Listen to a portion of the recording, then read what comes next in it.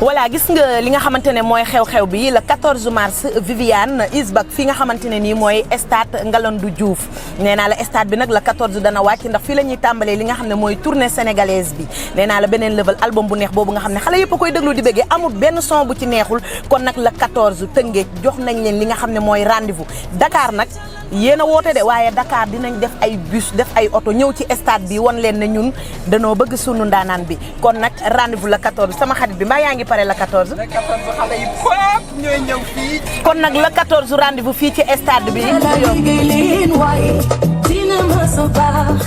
xam nga ne lii rate ko wóorul kon préparé leen le 14. fa ma seen talal ma loxo te sofuloo ma tiri nga ma visel ndax taluma tiri nga ma visel ndax taluma tiri nga ma tolli ndax taluma si doom yow fii àddina la konte